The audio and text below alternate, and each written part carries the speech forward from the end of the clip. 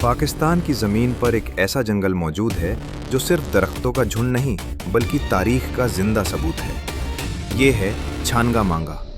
लाहौर से कुछ ही फासले पर वाक़े ये जंगल दुनिया के सबसे बड़े इंसानी लगाए गए जंगलों में शुमार होता है। लेकिन असली सवाल ये है, इसका नाम छानगा मांगा क्यों पड़ा?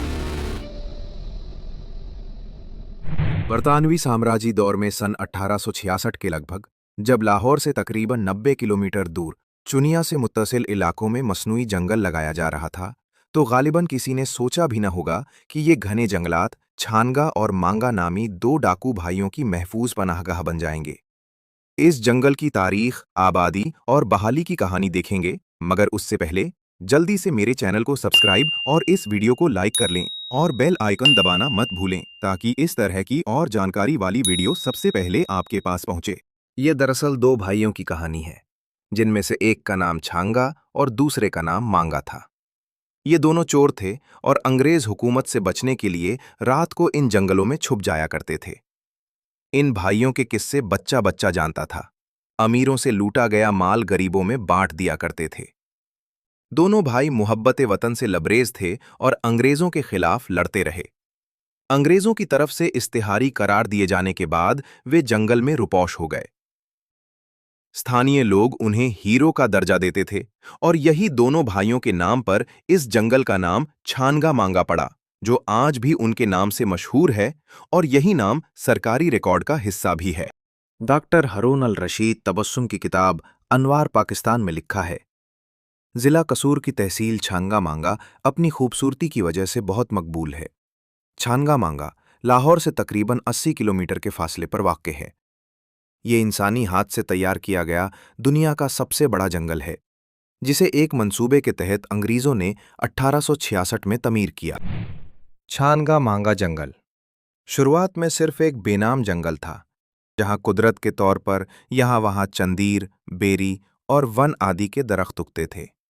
फिर 1865 में लाहौर के नवाही में लकड़ी की सप्लाई के लिए मसनूई जंगल के कामयाब तजुर्बे के बाद 780 एकड़ रकबे पर इस अजीम जंगल की बुनियाद रखी गई।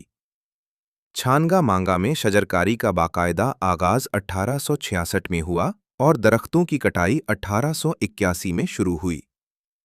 बाद में नहरी पानी की सहूलत मुहैया होने पर 1886 में यहां बाकायदा नहरी निज़ाम बनाने का प्रोग्राम शुरू हुआ।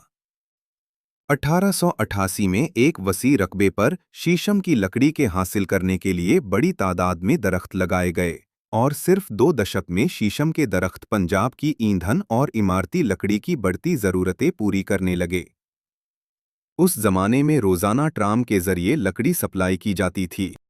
1888 में ज़िला ज़ेहलम डंडोट के मकाम पर कोयले के खानों की खोज के बाद बड़ी मात्रा में कोयला हासिल हुआ और रेलवे इंजन चलाने के लिए लकड़ी का विकल्प मिल गया, जिससे इस जंगल की तरक्की में अस्थायी रुकावट आई।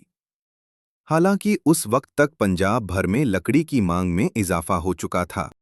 इस जंगल में जंगली हयात पर मुश्तमल एक पार्क भी मौजूद है। वहीं एक वाटर टरबाइन और बच्चों के खेलने के लिए एक वसी एरिया भी है। यहां आने वाले सियाहत के शौकीन लोगों के लिए एक खास ट्रेन भी मौजूद है, जिसमें सवार होकर जंगल की सैर की जा सकती है। इसके अलावा यहां एक झील भी बनाई गई है, जिसमें कश्ती की सवारी की जा सकती है। यहां आने वाले सियाहतियों के लिए एक रिजॉर्ट भी है, जो लाहौर से 80 किलोमीटर के फासले पर स्थित है। 2008 से इस जंगल का इस्तेमाल जंगली जानवरों और परिंदों की तादाद बढ़ाने के लिए किया जा रहा है। जानवरों और परिंदों की वो नस्लें जो नापीद हो रही हैं, उनके लिए यहाँ माहिरीन काम कर रहे हैं। यहाँ नीलगाय, हरन, गीदड़, सूअर, बारासिंगा, मोर और उरियाल जैसे जंगली जानवरों को कुदरती माहौल दिया जाता है। इसके अलावा गिद्ध की अफजाइश नस्ल का मरकज़ है।